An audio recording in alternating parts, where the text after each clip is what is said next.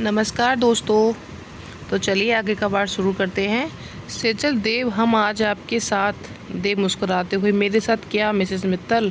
खुलकर बोलिए, I am waiting. Sejal, वो हम चाहते हैं कि आज हमें आप सुला दीजिए। हम जब भी बीमार होते तो हमेशा मम्मा के साथ रहते हैं, लेकिन आज मम्मा नहीं है। तो देव बस इतनी सी बात सेजल के गोद में उठाकर काउच के पास जाता है और ख़ुद काउच पे बैठकर आसानी से गोद में सेजल का सर रखता है और उसे कंबल उठाता है। चलिए अब आप बेफिक्र होकर सो जाइए। सेजल देव का हाथ कसकर पकड़ लेती है। देव उसके सर को सहलाता रहता है और दवाइयों के असर से उसे थोड़ी ही देर में नींद आ जाती है। देव धीरे से उसे गोद में उठाकर पलंग पर सुला देता है और कंबल उठा देता है और खुद काउच पर जाकर एक नज़र सेजल को देखकर good night Mrs Mittal light of करके सो जाता है। दूसरे दिन देव 6 बजे उठ जाता है और सबसे पहले उठकर सेजल को देखकर उसके चेहरे पर मुस्कान आ जाती है और मन में, यार तुम्हारे साथ सुबह की शुरुआत इस जगह पर होगी, यह कभी नहीं सोचा था। सेजल, जल्दी से ठीक हो जाओ। 26 तारीख को जब आप हमारे घर आएंगे तो वो रात हमारे आने वाले जीवन की सबसे खूबसूरत रात होगी। उस रात के बाद मेरी हर सुबह की शुरुआत आपको अपनी बाहों में देखते हुए ही होगी। अब इंतज़ार होता दिल नहीं चाहता। अब आप हर पल मेरी नज़रों के सामने ही रहो। ऐसा सोचते ही उसकी मुस्कान और गहरी हो जाती है। वह धीरे से सेजल के माथे को चूमता है और फ्रेश होने चला जाता है। थोड़ी देर बाद सेजल के उठने पर देव बाहर से नाश्ता लेकर आता है और सेजल को नाश्ता कराकर घड़ी देखते हुए, सेजल अब मैं थोड़ी देर में निकलूँगा। सेजल, रुकिए, हम मम्मी पापा को फ़ोन करते हैं। देव उसका हाथ पकड़कर, अरे आने दो मम्मी को, इसके बाद 11 बजे तक पहुंचना है। इतने में ही डॉक्टर अरशद मित्तल अपने स्टाफ के साथ अंदर आते हैं। Good morning young man. Dev मुस्कुराते हुए खड़े होकर, good morning sir, sorry uncle. Doctor Mittal, how are you feeling बेटा? Sejal, sir much better. Doctor Mittal, कल साहब तुम्हें डिस्चार्ज कर देंगे, लेकिन घर पर पूरी तरह रेस्ट करना है। शादी की तैयारियों की जिम्मेदारी अब देव पर है। तुम बस अपनी सेहत का ध्यान रखना और हाँ, शादी में दुल्हन को सबसे खूबसूरत लगना है, समझे बेटा?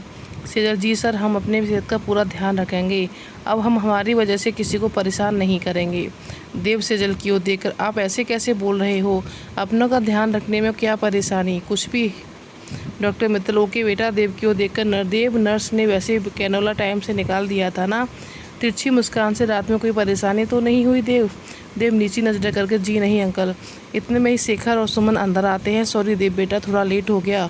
हंसते हुए, अब आपकी ड्यूटी पूरी हो गई, अब आप आराम से जाइए। डॉक्टर सेजल को चेक करके चले जाते हैं। देव सेजल के पास जाकर, ध्यान रखना अपना, मैं शाम को आता हूँ, ऐसा कहकर निकल जाता है। मित्तल हाउस। देव के घर पहुंचते, कृष्णा जी बेटा आ गया तो? सेजल की तबीयत तो ठीक है ना? रात में कोई दिक्कत तो नहीं हुई? निशांत, मॉम, भाई के फेस को देखकर आपको पता नहीं लग रहा कि भाभी की तबीयत कैसी है? निशांत की बातें सुनकर अंजलि मुस्कुराती है। कृष्णा, निशु तू चुप कर। देव निशु की तरफ एक नज़र देखता है। मम्मा, सेजल पूरी तरह ठीक हैं। दीवान जी की ओर देखकर, पापा, अक्षत अंकल ने कहा है शाम को 4 बजे बड़े डिस्चार्ज कर देंगे। घर पे थोड़ा सा ध्यान रखना पड़ेगा, पूरी तरह रेस्ट करने को कहा है। कृष्णा, बिल्कुल बेटा, मेरा बस चले तो मैं हॉस्पिटल से सीधा मेरी बच्ची को यहीं लेकर आ जाऊं। दीवान जी थोड़ा सख्त लहजे में, कृष्णा जी थोड़ा सोच समझ कर बोलिए। इस घर से पहले वो वाला घर उसका है जहाँ उसके जन्मदाता हैं। तुमसे ज़्यादा वो अपनी बेटी का ध्यान रखेंगे। थोड़ा रुक कर सेजल के आने के बाद अभी उस बच्ची को ये एहसास कोई नहीं दिलाएगा, समझिए आप? यह बातें सभी पर लागू होती है, अंडरस्टैंड? देव, पापा, मम्मा के कहने का मतलब नहीं है आप बेवजह मम्मा पर गुस्सा हो रहे हो। मम्मा और सेजल की बॉन्डिंग माँ बेटी जैसी है, इसलिए मम्मा ऐसे बोल रही हैं। आप नाराज़ मत होइए, हम सभी इस बात का ध्यान रखेंगे। कृष्णा, आप गलत सोच रहे हैं जी। मैं दीवान जी कृष्णा को हाथ के इशारे से बीच में रोकते हुए, चलिए अब इस टॉपिक को बंद करो। आपको हॉस्पिटल जाना है तो मैं छोड़ दूँगा। निशु, तुम और अंजलि सीधे शर्मा इंडस्ट्री जाना, वहाँ विनोद जी के साथ तुम्हें आज सप्लायर के पास जाना है। निशांत जी, पापा नाश्ता करके निकल रहा हूँ। अंजलि की तरफ देखते हुए, मोटी कितना खाएगी, जल्दी से तैयार होकर आ, मैं 15 मिनट से ज़्यादा वेट नहीं करूँगा। अंजलि बच्चों जैसा मुँह बनाकर, चाचू देखिए ना, ऐसे मुझे और मेरे भाई को ऐसे ही लोभ दिखाता है। मम्मा पापा, आपने कुछ ज़्यादा ही बिगाड़ दिया है। निशांत के बालों को बिगाड़कर ऊपर अपने कमरे में भाग जाती है। देव मुस्कुराते हुए दोनों की नौटंकी देखता है। निशु, देव के कान में धीरे से, बहुत हंसी आ रही है, आपको लगता है रात आज कुछ ज़्यादा ही अच्छी बीती है। दीवान जी निशांत की बात सुनकर मुस्कुराते हुए चले जाते हैं। देव उसकी कान पकड़कर, निशु का तू कुछ ज़्यादा ही नहीं बोल रहा? सब ठीक तो है ना? मुझे ऐसा लग रहा है तुझे इन बातों का बड़ा एक्सपीरियंस है। नजरें टेढ़ी करते हुए, कहीं कोई गर्लफ्रेंड का चक्कर तो नहीं है? निशांत हंसते हुए, क्या भाई आप कुछ भी बोल रहे हैं, मैं तो सीधा साधा बच्चा हूँ, आपकी तरह पापा की पसंद से ही शादी कर लूँगा। पर हाँ, रोमांस के मामले में आपसे ज़्यादा रोमांटिक हूँ। आपको कोई टिप्स चाहिए तो फ्री में दे दूँगा। इतना कहकर अपने कमरे में चला जाता है। कृष्णदेव बेटा तू आएगा ना शाम को हॉस्पिटल? देव हाँ मम्मा, 4 बजे तक पहुँच जाऊँगा। कृष्णा ठीक है, फिर मैं तेरे पापा के साथ निकलती हूँ। दीवान जी कृष्णा के हॉस्पिटल जाने के बाद थोड़ी ही देर में देव भी रेडी होकर निकल जाता है। शर्मा इंडस्ट्री में अंजलि और निशांत गाड़ी पार्किंग में लगाकर बिल्डिंग में आते हैं। इतने में ही अंजलि, निशु तुम ऑफिस में जाओ, मैं अपना मोबाइल गाड़ी में भूल गई हूँ, लेकर आती हूँ, ऐसा कहकर गाड़ी की तरफ चली जाती है। और निशांत ऊपर हॉल में आता है। बेला गुड मॉर्निंग सर, आप मीटिंग रूम में बैठिए, सर का फ़ोन आया था, अभी थोड़ी देर में आते होंगे। Nishant thank you ma'am. Bela एकटक निशांत को देखते हुए, सर मैम नहीं प्लीज़ बेला कहिए। निशांत ओके मिस बेला हंसते हुए मीटिंग रूम में चला जाता है। यहाँ अंजलि गाड़ी से मोबाइल लेकर दौड़ती है, लिफ्ट की ओर आती है। लिफ्ट बंद होने से पहले ही अचानक से अंदर से कोई अंजलि का हाथ पकड़कर खींच लेता है। अंजलि डर के मारे अपनी आंखें बंद कर लेती है। लिफ्ट में शर्मा इंडस्ट्री के ओनर विनोद शर्मा ही होते हैं। Mister Vinod you are safe, so please relax. Anjali एकदम से अपनी आंखें खोलकर ऊपर की ओर देखती है। अपने को विनोद के सीने से लगे हुए देखते ही हड़बड़ाहट से पीछे हटते हुए, सॉरी वो थोड़ा जल्दी में थी। विनोद इट्स ओके, पर थोड़ा ध्यान से, कभी कभी जल्दबाजी में हमारे लिए परेशानी पैदा कर देती है। अंजलि जी सर, हमारी हेल्प करने के लिए थैंक यू, बट हमें आप ज़्यादा ज्ञान मत पेलो। विनोद अग्रवाल। विनोद अंजलि की ओर देखकर गुस्से में, how are you talking to me, you know who I am. Anjali Vinod की ओर उंगली करके, क्यों आप कहीं के लॉर्ड गवर्नर हैं? Vinod what the hell are you doing. इतने में ही लिफ्ट खुलती है। विनोद अपना गूगल्स लगाकर तेज़ी से लिफ्ट से बाहर निकल जाता है। अंजलि बड़बड़ाते हुए लिफ्ट से बाहर निकलते हुए, बड़ा आया मुझे समझाने वाला, थोड़ी सी हेल्प क्या कर दी, ज़्यादा ही एटीट्यूड दिखा रहा है। भगवान ने शक्ल थोड़ी सी ढंग की दे दी है तो अपने आप को हीरो समझ रहा है। पूरा मूड ख़राब कर दिया पहले दिन। अंजलि दौड़ती हुई ऑफिस में आकर, क्या आप बता सकती हैं निशांत मित्तल कहाँ है? बेला मैम आप बैठे, निशांत सर विनोद सर के साथ मीटिंग रूम में हैं। अंजलि ठीक है, मैं वहीं मिल लेती हूँ। बेला अंजलि को रोकते हुए, मैम आप रुकिए, आप बिना अपॉइंटमेंट के नहीं मिल सकती। वैसे भी निशांत सर विनोद सर के साथ बाहर मीटिंग के लिए जा रहे हैं। अंजलि सुनिए, मैं आपको। इतने में निशांत बाहर आकर, अंजलि कहाँ रह गई थी, कब से तेरा वेट कर रही हूँ। अंजलि वैसे तो उसे मिलने के लिए अपॉइंटमेंट का बोल रही हैं। बेला हड़बड़ाकर, सर वो इस कंपनी में कोई भी बिना अपॉइंटमेंट के मिले नहीं आ सकता, यह विनोद सर का रूल है, इसलिए मैंने मैम को रोका। Nishant it's okay Bela. Vinod cabin से बाहर आते हुए निशांत के साथ अंजलि को देखता है, और तुम यहाँ क्या कर रही हो? मिस बेला आप इन्हें कल का अपॉइंटमेंट दीजिए, मैं अभी बिजी हूँ। अंजलि को देखते हुए, मैडम आप कल आइए, फिर मैं आपसे बात करूँगा।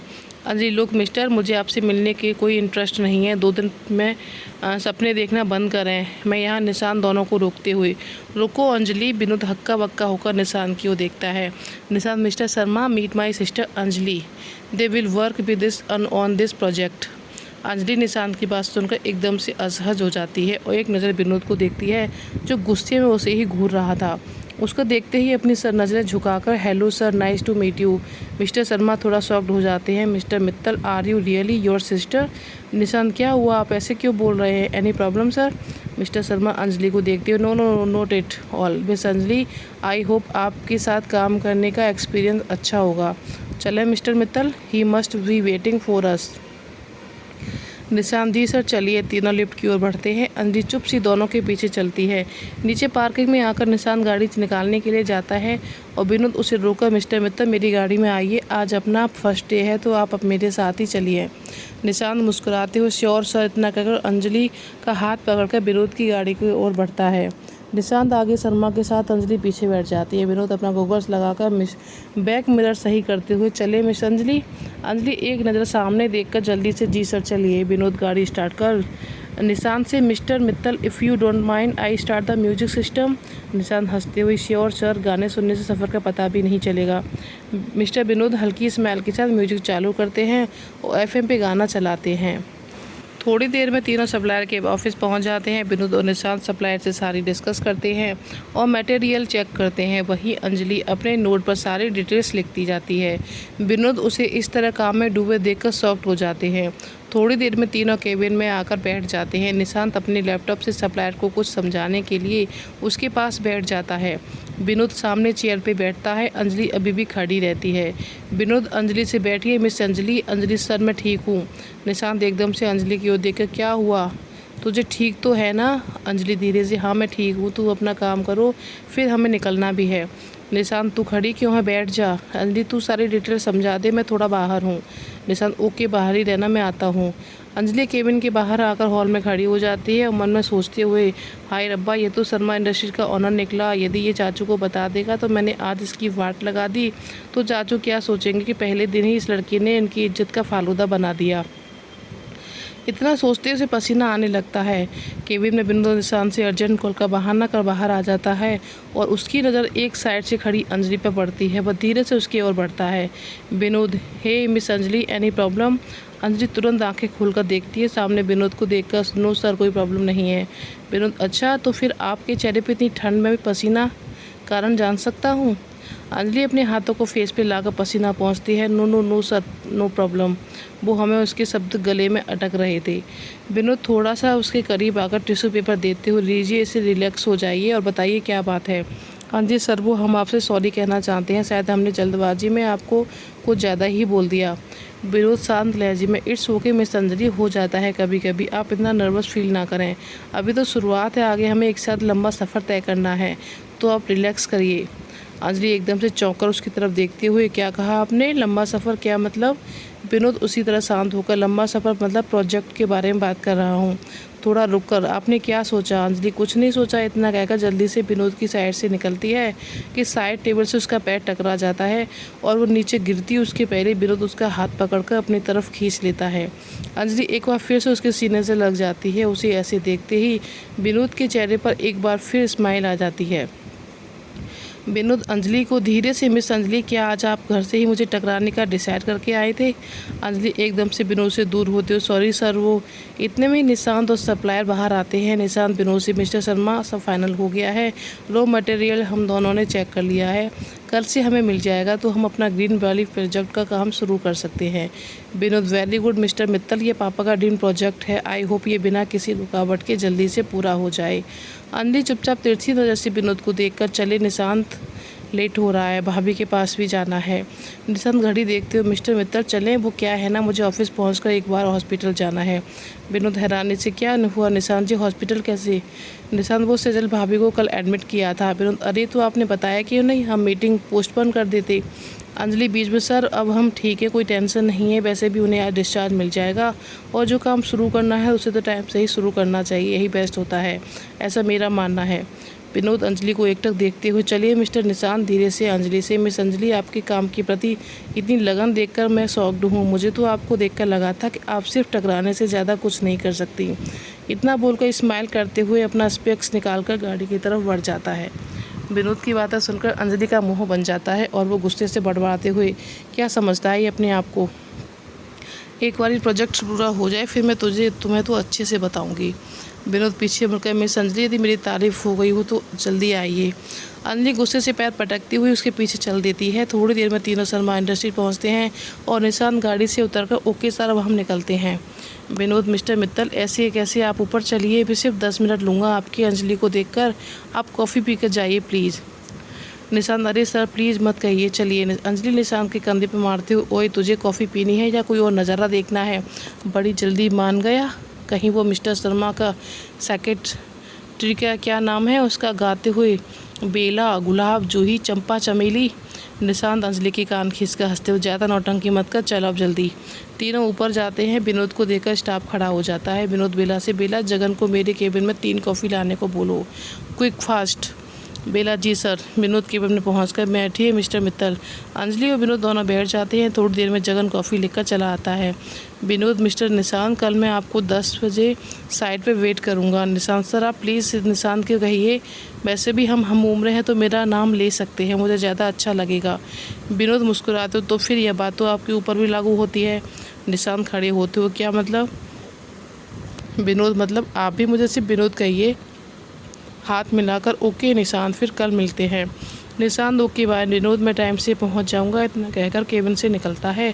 अंजलि उसके पीछे निकलती है। उसका पैर एक बार फिर चेयर से टकराता है और वो गिरती उससे पहले ही विनोद उसका हाथ पकड़ते हुए तीसरी बार, मिस अंजलि क्या बात है, थोड़ा शांत होकर आप ऐसा करिए, आज यहीं रुक जाइए, फिर आप पूरा दिन मुझसे टकराती रहना, मैं हर बार आपको यूं ही संभाल लूँगा।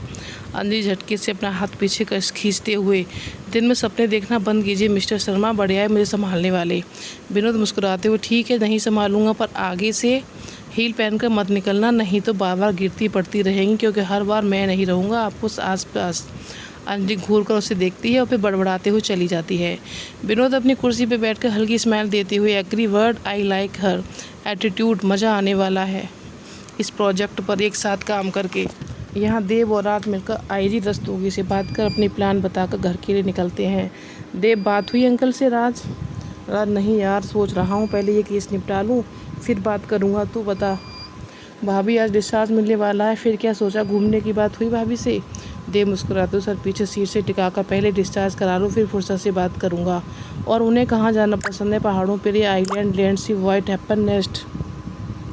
राज देव को घर छोड़कर निकल जाता है। देव जल्दी से अपने कमरे में जाकर यूनिफॉर्म चेंज, ब्लैक शर्ट, केवल कलर की ट्राउजर पहन जल्दी से नीचे आता है और फिर रमेश को आवाज़ देकर, बड़े पापा बड़ी मम्मी कहाँ है? रमेश, भैया वो अपने कमरे में है। ठीक है देव, तुम बड़ी मम्मी से पूछकर टाइम से डिनर रेडी रखना, क्योंकि मम्मा नहीं है, इसलिए यहाँ थोड़ा मसालों का ध्यान रखना, पापा को बीपी कुछ ज़्यादा चल रहा है। अभी चलो मेरे लिए फटाफट ब्लैक कॉफ़ी दो, चाय लेकर बड़े पापा के रूम में आ जाओ, मैं वहीं हूँ। रमेश जी भैया आप चलिए, हम लेकर आते हैं। मनोहर जी के कमरे में बाहर से नॉक करता है। मनोहर, राजा देव गेट खुला है। देव, आप सो रहे थे क्या बड़े पापा? मैंने डिस्टर्ब तो नहीं किया आपको? मीना, नहीं मेरे बच्चे, मैं बस चाय बनाने जा रही थी। तू बता, तू हॉस्पिटल नहीं गया? देव, बड़ी मम्मी बस निकल रहा हूँ, आप यहाँ मेरे पास बैठिए, रमेश को बोल दिया वो आपकी चाय यहीं रूम में ला रहा है, आज हम टी पार्टी यहीं करेंगे। इतना कहकर वहीं पर सोफे पर मीना के साथ बैठ जाता है। रमेश चाय लाता है। देव कॉफ़ी लेकर बड़ी मम्मी पापा को देता है। मनोहर, बेटा यह क्या काली कड़वी चीज़ें, पीते ही जरा इसका स्वाद चखो, मज़ा आ जाएगा।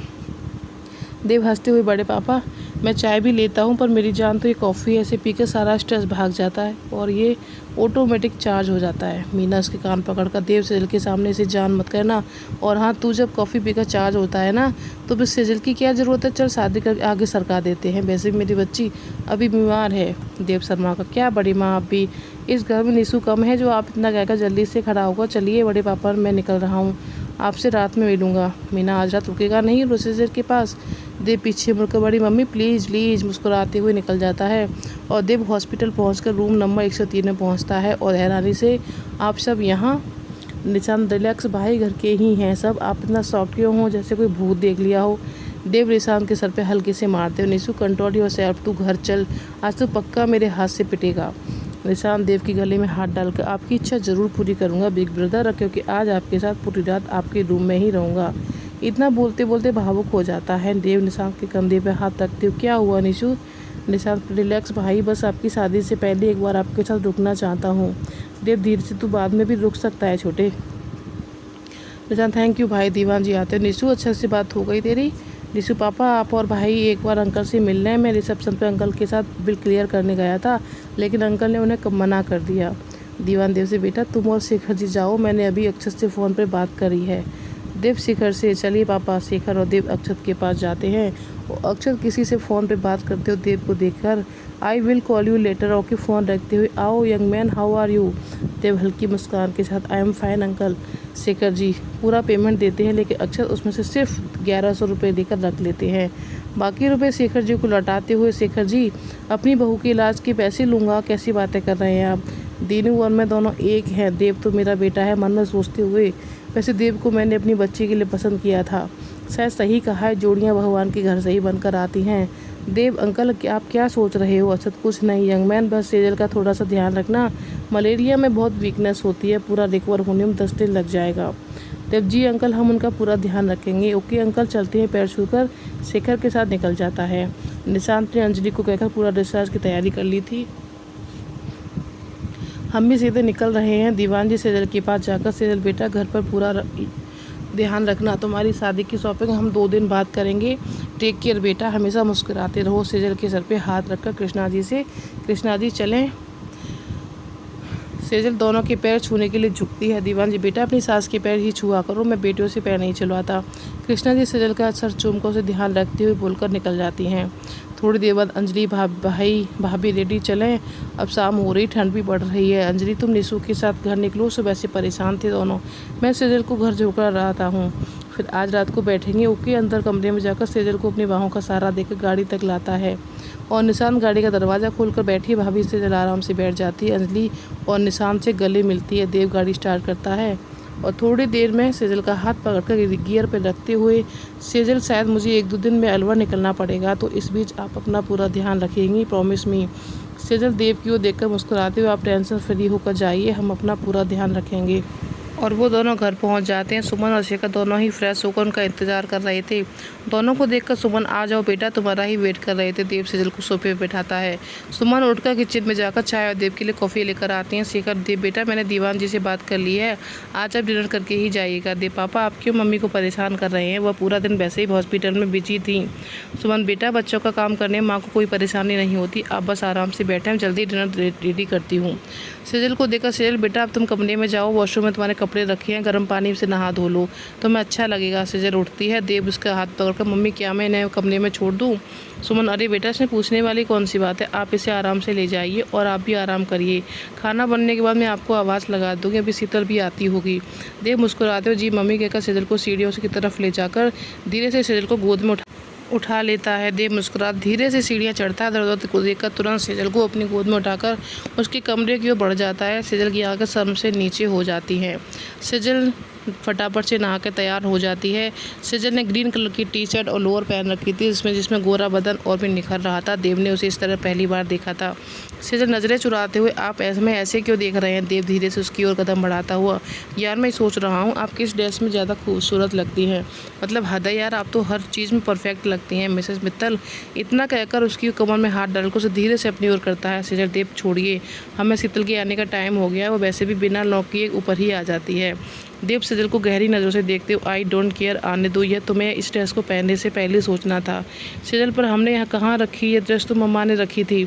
देव उसके कान के पास अपने होठों को ले जाकर, धीरे से देखिए, आप तो अच्छी तरह मेरी सासू माँ है, उन्हें पता था उनका दामाद आ रहा है, तो बेचारे ने 2 दिन से अपनी बीवी की सेवा की है, इसलिए आपको ये ड्रेस पहनने को कहा है, जिससे उसका दामाद शादी से पहले अपनी बीवी की खूबसूरती को देख सके।